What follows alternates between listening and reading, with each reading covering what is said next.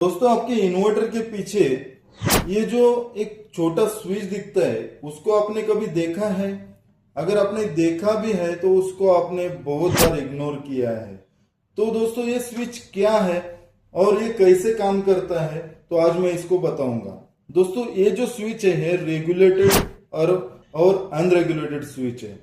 तो दोस्तों इसको बहुत सारी कंपनियां अलग अलग नाम से जानती है, जैसे कि ये रेगुलेटेड मतलब यूपीएस मोड, और इस तरफ से हम लोग करेंगे तो ये अनरेगुलेटेड मोड है, तो इसको हम लोग कभी इको मोड भी बोलते हैं। तो दोस्तों ये स्विच किस काम आता है और कैसे काम करता है वो हम लोग जानेंगे।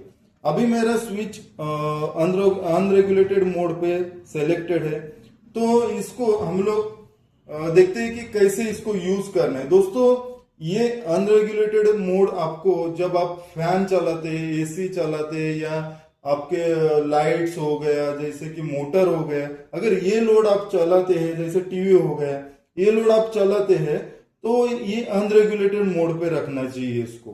और अगर आप कंप्यूटर वगैरह चलाते हैं, जैसे कि आईटी लोड चलाते हैं, तो आपको रेगुलेटेड पे करना चाहिए। और इसका रीजन मैं बता दूं ऐसे क्यों करना चाहिए, ताकि रेगुलेटेड मोड में एक वोल्टेज का दायरा आता है। रेगुलेटेड मोड में 180 से लेके 260 तक ये काम करता है।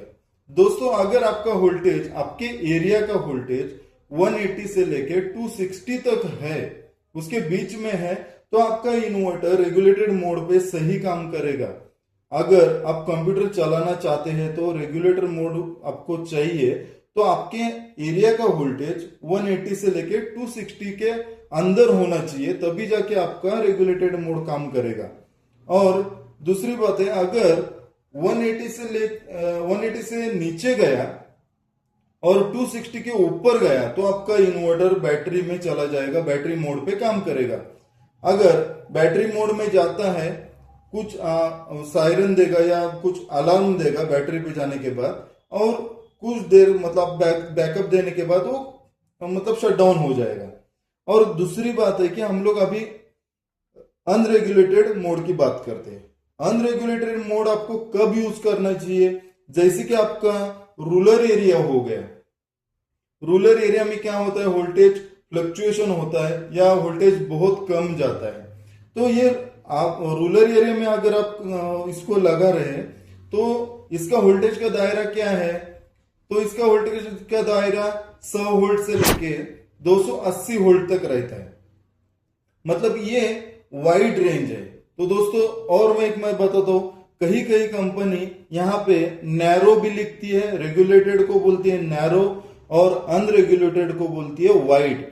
वाइड का मतलब है इसको जो वोल्टेज का जो दायरा है वो बहुत बड़ा है, मतलब 100 वोल्ट से लेके 280 वोल्ट तक। लेकिन इसका एक ड्रॉबैक है। ड्रॉबैक मतलब ऐसा कि रेगुलेटेड मोड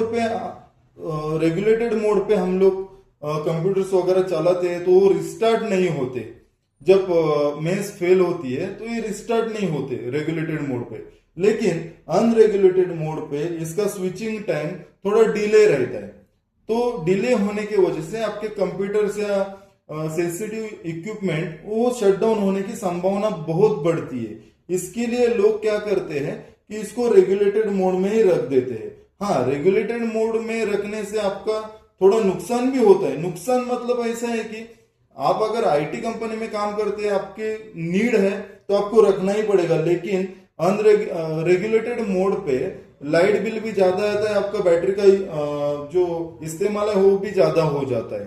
तो दोस्तों आपने देखा कि रेगुलेटेड मोड और अनरेगुलेटेड मोड कब आपको यूज करना चाहिए।